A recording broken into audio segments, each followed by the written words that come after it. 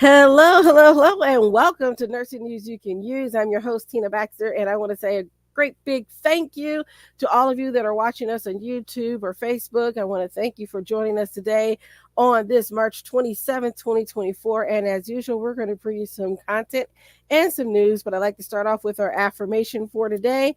I enjoy this day and cheerfully look forward to tomorrow. I enjoy this day and cheerfully look forward to tomorrow. Or as we would say in the church today, this is the day that the Lord has made, and I will rejoice and be glad in it. All right, so that affirmation came from the Louise Hay calendar. Let's go ahead and get started in our news because there's a lot to cover for the news, and I want to make sure that we get to some of the important articles and things that we've created for you today. So let's get started. Okay, so this first article comes from the Pittsburgh Post Gazette, and it says 100 Northwest Pennsylvania doctors brace for sale of physician practices. A financially stressed hospital chain is proposing to sell its U.S. network of physician practices, which would affect about 100 doctors and other medical providers who have offices in Lawrence and Mercer counties. For-profit Steward Health Care of Dallas, Texas, on Tuesday petitioned the Massachusetts Health Policy Commission to sell its U.S. physician network for an undisclosed sum to Collaborative Care Holdings, an Eden Prairie, Minnesota-based subsidiary of United Healthcare's Optum Care Unit. Family practice doctors, cardiologists, and cardiothoracic surgeons and other physicians practicing in the Northwest Pennsylvania would be among those affected by the deal. According to Steward's website, the company employs 1,700 doctors and other medical providers in 11 states, 99 of whom practice in Pennsylvania. Optum employs about 60,000 doctors at 2,000 locations nationwide. So, of course, this thing has to go before a review because there's regulatory issues whenever you take over a practice and it's a large group like this. And so it says, if approved, patients may not see many changes at the doctor's office. Steward and Optum said no immediate effects on physician referral patterns, reimbursement rates, or quality and access to medical care were anticipated. So Steward also owns a 160-bed Sharon Regional Medical Center, the biggest of 3 hospitals in Mercer County and the county's dominant employer. So there's a lot that goes into this. It's just isn't, one company buying another one and everything's easy peasy. When you look at how it could really impact the fabric of a community, there's a lot of questions about this. So it says the sale is expected to draw renewed attention to the influence of private capital in healthcare, a new focus of the Federal Trade Commission and the Department of Justice. According to reports from David Seltz, Executive Director of Public Watchdog Health Policy Commission, this is a significant proposed change involving 2 large medical providers, both in Massachusetts and nationally, with important implications for delivery and care of healthcare care across Massachusetts. The sale cannot be completed until after HPC's review and any concurrent review by the state or federal antitrust authorities. So Steward did not respond at the time that they did this story today, so we don't know. But there's been a lot going on. And so U.S. Senator Elizabeth Warren from Massachusetts said about Steward's plan, which follows, quote, years of gross profiteering and mismanagement raises more questions. So again, we previously reported on what's happening with Steward Healthcare and the things that are happening there. So now, basically, Steward is going to say, hey, we've done what we've done. We're going to be out of here. And so that's kind of what she said. She said it would be a terrible mistake for Steward to be allowed to walk away while looting Massachusetts hospitals one more time. Steward executives have no credibility. So there'll be more to this story, but we'll keep you up to date on what's happening in Massachusetts with Steward Healthcare. So yeah, it's just like, wow. Other stuff. So there's another article that is kind of close to it. Let me see if I can find this one real quick. Yeah. Here it is. Here's a follow-up story. This one story came from WBUR. And it says financially distressed Steward Healthcare plans to sell its network of doctors to a division of the for-profit healthcare giant United Health Group for an undisclosed sum. This is part of Steward's effort to climb out of financial hole that has shaken the Massachusetts healthcare industry. Public officials and healthcare leaders are deeply concerned the company could shutter medical services amid its financial troubles, which would reduce patients' access to care and could destabilize the state's healthcare system. Steward revealed its plan in a notice to the Massachusetts Health Policy Commission Tuesday. The company said it has reached an agreement to sell its physician group, Stewardship Health, to Optum Care, which is a sister company of the big insurer United Healthcare. Which, by the way, just thinking about this ethically, I'm just wondering, why would a big insurance company be in the business of running healthcare entities other than you can control what you reimburse to said healthcare industries? I'm just thinking out. This is, thinking outside the box here, but does that even seem like a good deal? I'm just saying. And I'm not picking a fight with Optum. I'm not picking a fight with United Healthcare. I'm just looking at this objectively from an outside person and thinking, is it fair that insurance companies, which pay doctors, pay hospitals, are the ones who are now owning the hospitals? Those are questions I think that we as American public, we need to think about.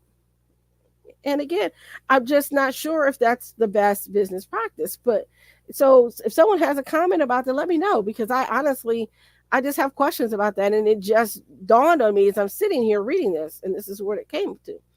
All right, but it says, again, before any sale can be finalized, the Healthcare Policy Commission will review the transaction's impacts on the healthcare costs and access. If the watchdog agency opts to conduct an in-depth analysis, the process is likely to take months. The agency can refer its findings to the Attorney General's office and other regulators. So again, there's more that comes out of this. If you want to hear more about this, certainly click on here and read about this. And again, Optum is huge. It's huge, right? So we've already talked about how Steward has been in financial trouble and has reached increased scrutiny. And now we have Optum coming in to save the day, obviously, to save their bacon and help, take over some of that and with the debt and everything. But that just kind of makes me wonder if they're just not passing the buck, if they, I'm not sure what's all happening with Steward. And I think that's the issue, is that not everybody knows what's going on in that company, in that hospital system, to even know if this is a good thing, a bad thing. There's a lot of questions about that. And so there's more to it. I'll be looking for more stories as they come out. But in similar news, this is about another nursing home chain. And unfortunately, another nursing home chain is struggling financially. So this is from CBS Pittsburgh, and it says another Pittsburgh area care home that employed a nurse of accusing patients with insulin. Oh, this is the story about the nurse killing people. Sorry about that. Killing patients with insulin is facing a wrongful death lawsuit. So I don't think if you remember, we talked about the nurse that allegedly had been killing patients with giving them lethal doses of insulin. And it says the lawsuit was filed Wednesday against Sunnyview Nursing and Rehab Center in Butler on behalf of the family of 43-year-old Nicholas Symbol, who died on May 1st of last year. The lawsuit alleges Heather Presty, a unit manager at the time, injected the 43-year-old with an excessive and lethal dose of insulin. Heather Presty was charged last May with the deaths of 2 patients and the hospitalization of a third at Quality Life Services, a skilled nursing facility in Shakora. She was later charged with administering excessive doses of insulin to 19 more patients at 5 different facilities between 2020 and 2023. Before Presty was hired at Sunnyview, the lawsuit says she had been fired or forced to resign from 10 local medical facilities in the span of 4 years. I was like, how is it that she's never been reported before now? Don't know. In the days leading up to Symbol's death, the lawsuit says Presty made comments that he was going to be the next one to die. Other nurses confronted the Sunnyview administration with their concerns about Presty, but the nursing home allowed her to continue as unit manager's lawyers say. It said, we were hired by the families of Heather Presty's victims to get answers as to how she was permitted to continue working in these facilities despite her erratic, disturbing, and abusive behavior, according to Rob Pierce, the managing partner of Robert Pierce and Associates, the firm behind the lawsuit.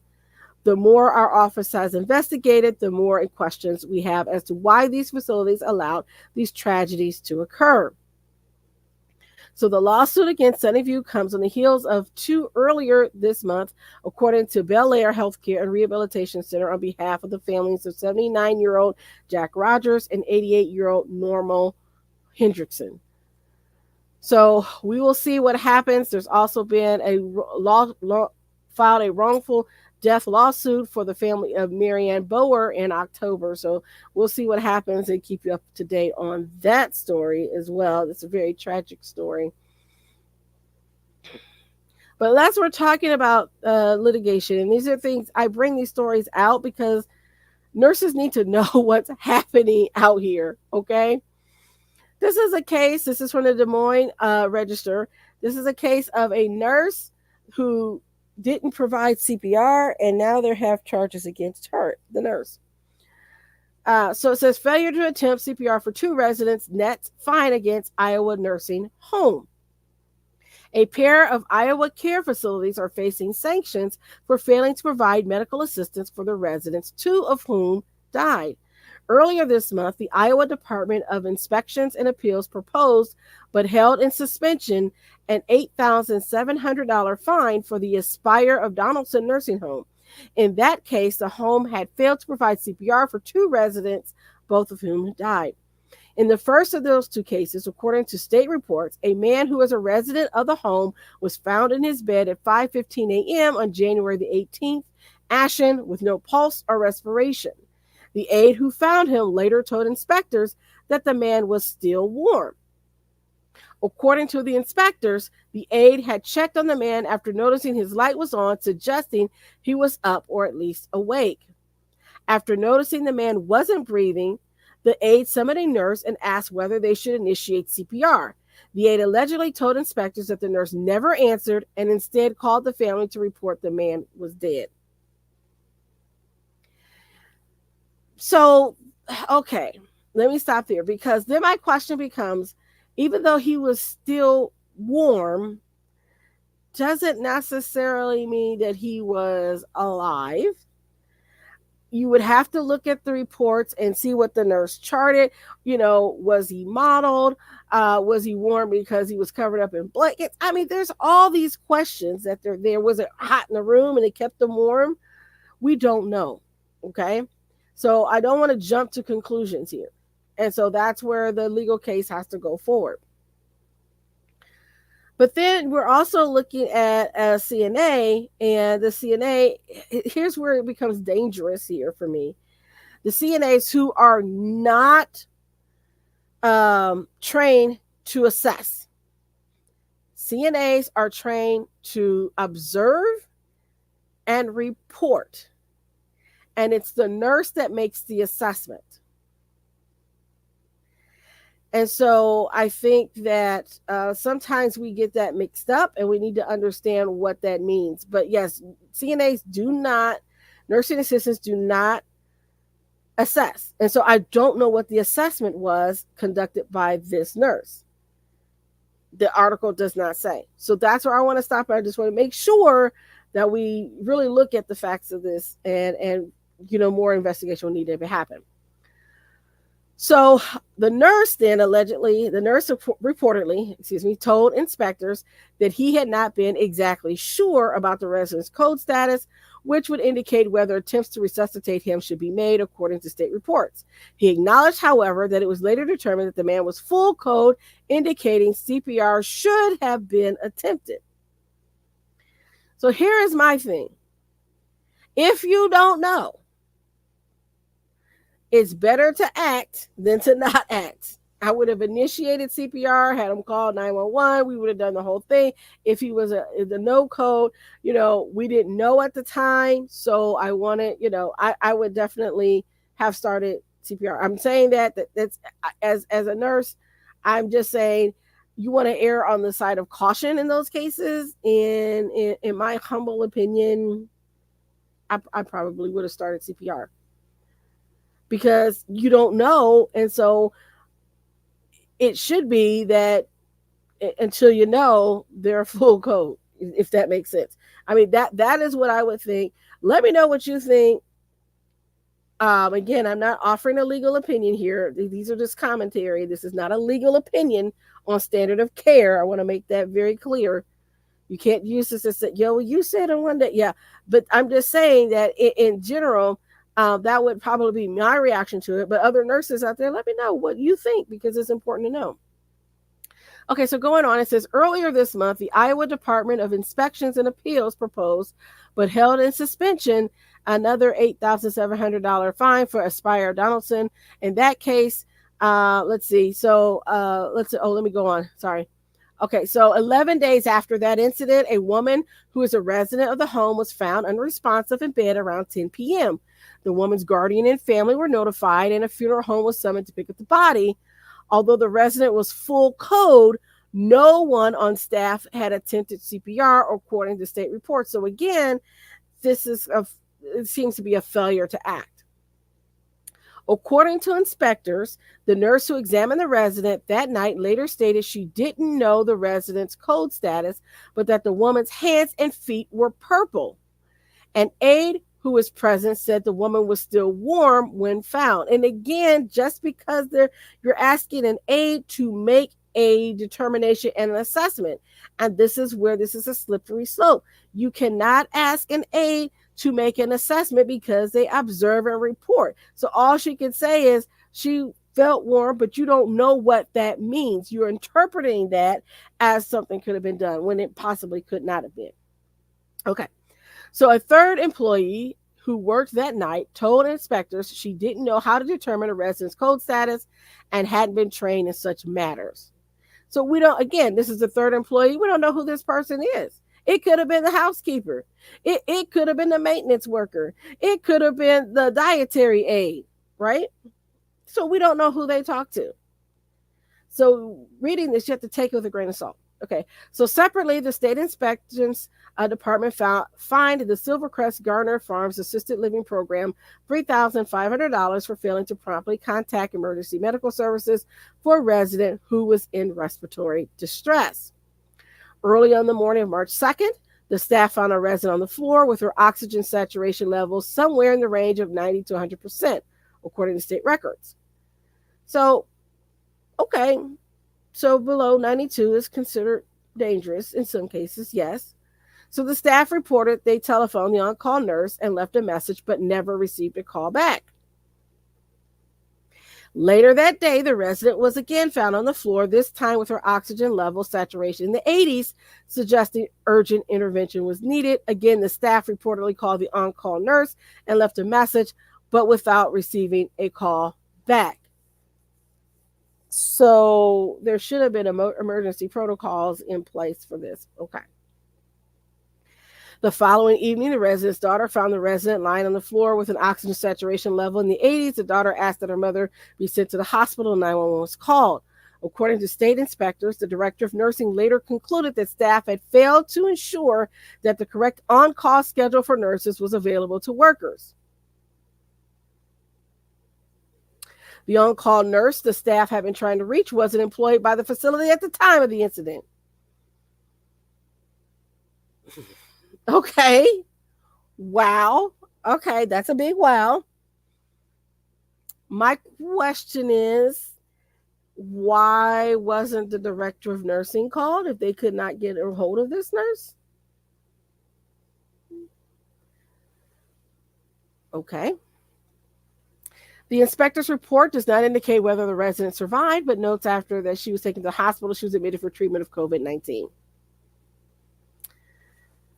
So, yeah. So this is, I bring these stories out because we need to know what to do and what not to do. And yeah, nurses, protect yourself and your residents. Okay. All right. Here's a story that I was going to talk about earlier, so I'll bring it up because we're in the process of talking about nursing homes right now. And it says operator of 90 nursing homes files for bankruptcy. And this is coming from the Globe. Globe.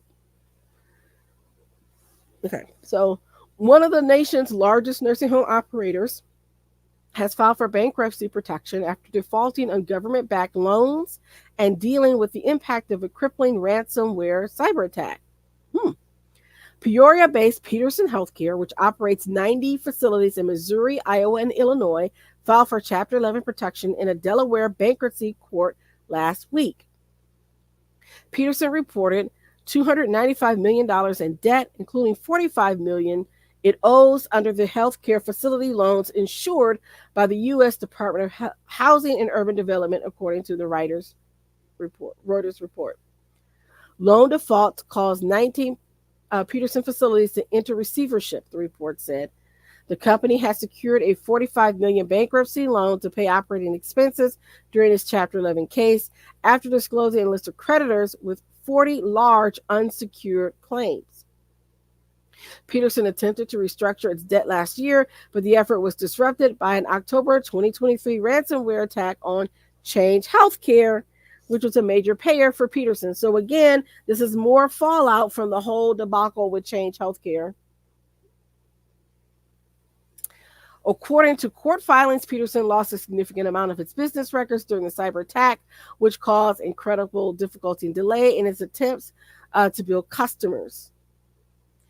So, according to David Campbell, who's their chief restructuring officer, he said, we'll emerge from restructuring as a stronger company with a more flexible capital structure. This will enable us to continue as a first choice care provider and a reliable employer for our staff.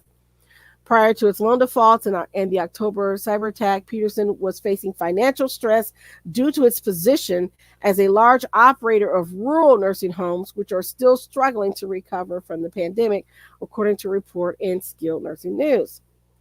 Rural nursing homes, which are facing a long-term decline in demand as residents increasingly opt to receive care at home, also are dealing with staffing shortages, the report said. So Peterson's facilities employ nearly 4,000, and its properties have the capacity to house nearly 7,000 residents. So we're seeing where the more, again, is coming out from this whole fallout from the ransomware attack. We'll keep you up to date on other developments as they occur.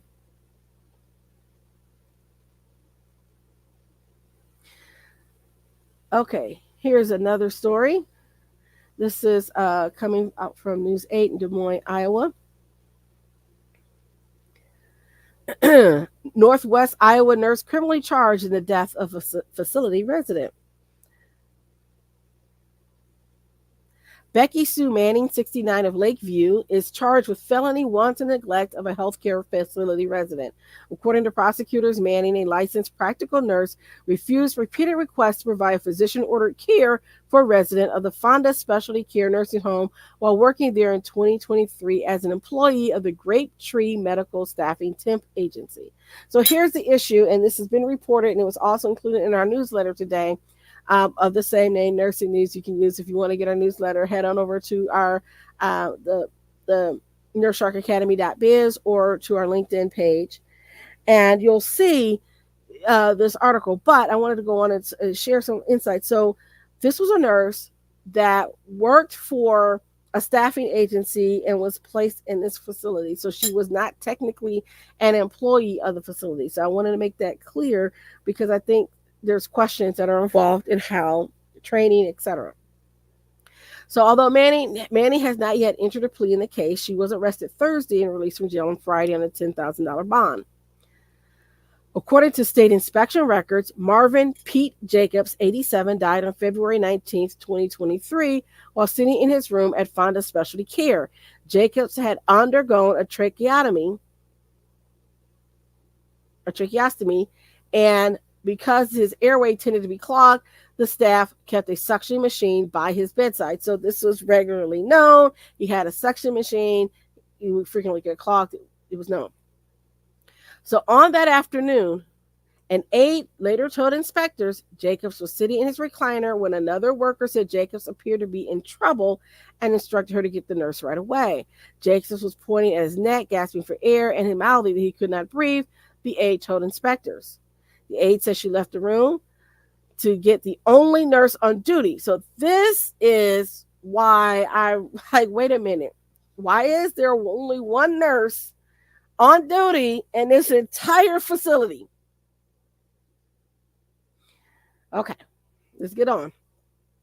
So the aide says she left to get the only nurse on duty, alleged by prosecutors to be Manning, and was absent for a few minutes.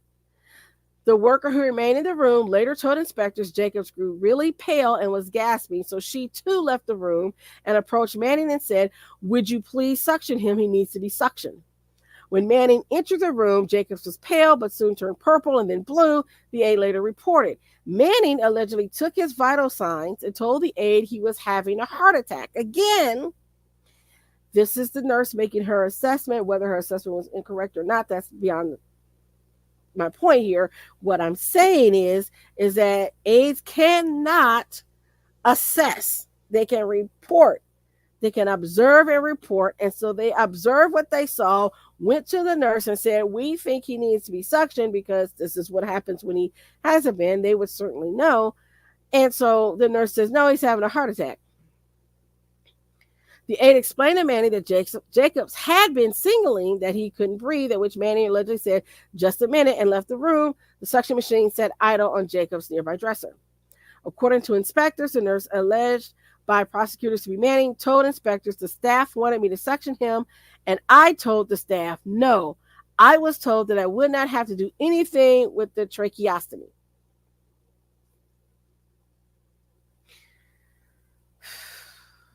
And my question is, again, you have a trach patient, you have a nurse that can't handle the trach, and she allegedly told someone that she couldn't do it.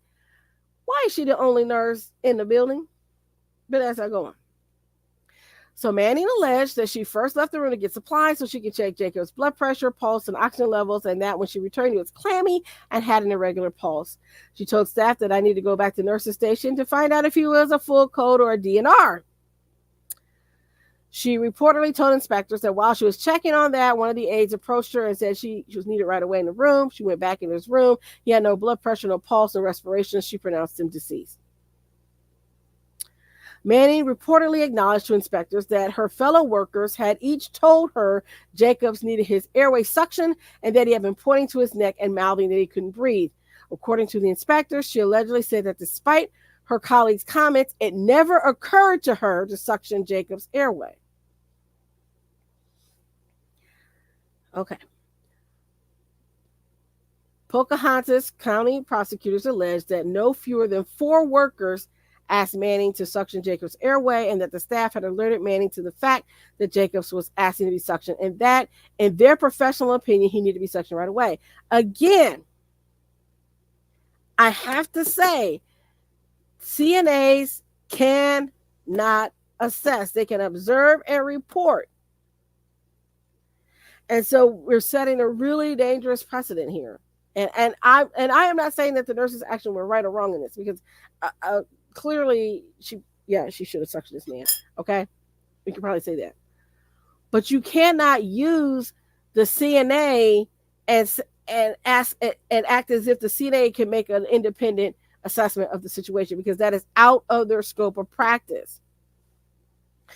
So they were fined. Fonda Specialty Care was fined $10,000 for the death. The penalty was then reduced by 35% to $6,500 due to a lack of appeal in the case. The facility's owners said it does not admit to any statements, findings, or conclusions by the state inspectors, and added that it will continue to provide care and services for respiratory patients, including airway suctioning. So there's information about the deceased, but again, my question is, why was this person the only nurse in your facility? Yeah. Okay.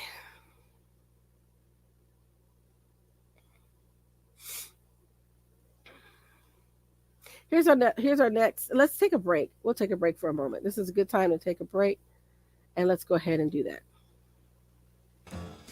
My mission is for you to own your seat at the table of nurse entrepreneurship, gaining confidence, skills, and freedom to live your life on your own terms.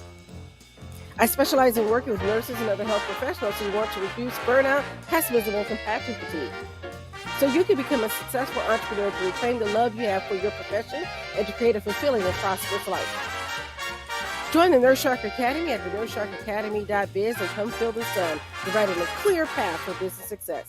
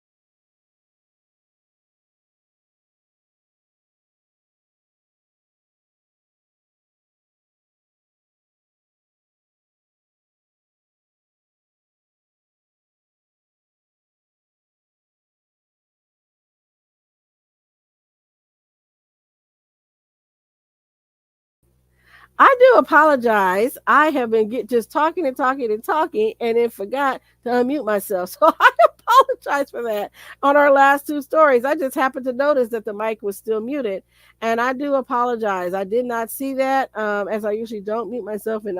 So I'm just going to say this. Let me get back to our last two stories really quick. We talked about a nurse in Bakersville. Her name is Bakersville. Her sister Shantae Hall, the nurse, stole her identity and let her use her identity to steal hydrocodone pills and oxycodone pills from a nursing home. We did also talk about, and I cannot believe this happened. This rarely happens for me that I was muted and didn't realize it. But we also talked about a story of healthcare marketing arrangements. And so definitely look at that on Reuters. It came out that if you are a nurse and you're starting your business, be careful you don't run into those anti-marketing laws. I'm glad we didn't get that far in our reports before I noticed that. But it says recent enforcement activity suggests that the government will be closely scrutinizing healthcare marketing arrangements, specifically for the potential to generate disguised kickbacks under the anti-kickback statute, the AKS. While this law is commonly enforced against healthcare providers, it sometimes can be overlooked by parties to healthcare marketing arrangements, particularly among software as a service vendors, consultants, and marketing companies that offer referrals to their existing healthcare clients or otherwise engaged to generate healthcare business. So you have to be very careful about some of those things as well. And then lastly, again, the American Hospital Association workforce shortage poll says nurses are worried about workforce shortages and violence against nurses. And in their national poll, this is just want to read the last little bit here. It says nearly 2 out of 3 nurses, 63%, reported being assigned too many patients, and 23% said they've been asked to perform tasks outside their job descriptions. And a growing concern on this year's survey that on-the-job safety may cause many to reconsider their career options, with half of the nurses reported have been verbally or physically assaulted by a patient or a member of the patient's family within the last 2 years, and more than 1 in 4 nurses, or 26%, said that they were likely to leave their current role due to these incidents. So I wanted to bring that up, and I do apologize for that snafu. I cannot believe I didn't realize that I was talking and talking and talking. This is what happens when you do this on your own and you don't have a producer to help you. So there you go. All right, let me go ahead and do our last little bit, and then we'll come back and we'll finish up for today. Nurses, are you burnt out, frustrated, looking for something new? Are you looking for more? Nurses, are you ready to feel the sun? You will dream big and expand your consciousness as an entrepreneur. Your nursing license is your key to freedom. Join the Nurse Shark Academy at the nursesharkacademy.biz today. All right. And so, yeah, I did not mute myself this time so that I can go on and finish the show. So I want to say thank you to those that are watching. And you know what? We're human. Have a laugh at my expense. No problem. All right, let's get into our nurses that are making a difference or other in healthcare news. And the first one is this story that I saw, and I thought this is a great idea, and I wish we would do more of that here. And this is what's called Alzheimer's Buddies. And I just thought this was interesting. I came across a story from the Yale Daily News. So this is from Yale. And it says Alzheimer's Buddies continues to forge connections with nursing home residents. It says a group of undergraduates called Alzheimer's Buddies is making weekly trips to local nursing homes, creating connections between student volunteers and individuals with neurodegenerative disorders. Housed under the Dwight Hall Center for Public Service, the student groups pairs roughly 50 undergraduates with residents suffering from neurodegenerative diseases. These volunteers visit patients once a week in 3 care facilities to offer social and emotional care. The group is led by co-presidents Raghunandan and Sarah Fang, who help facilitate the interactions between Yale students and patients in nursing homes. They say our mission is to alleviate some of the burdens that affect both the patient who is suffering from Alzheimer's disease and also the nursing homes who take care of the patients. Nursing staff are in charge of so much medical care, but they don't really have the time or energy to address social withdrawal, the isolation, and the loneliness that comes from neurological diseases and being in a nursing home.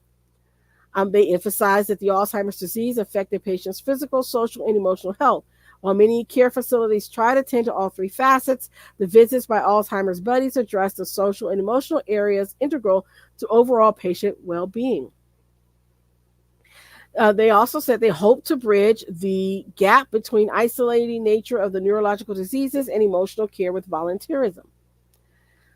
So Fang says isolation can put you in a space where you don't know how to ask for help.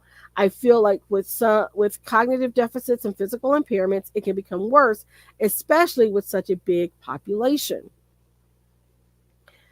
So it says though the patients benefit from interacting with the new students every week, the relationship is not one-sided. Volunteers similarly benefit from the weekly visitations. And they said there's not a lot of spaces currently where we can just kind of engage on a one-to-one with older persons, according to Iraq Hunadin.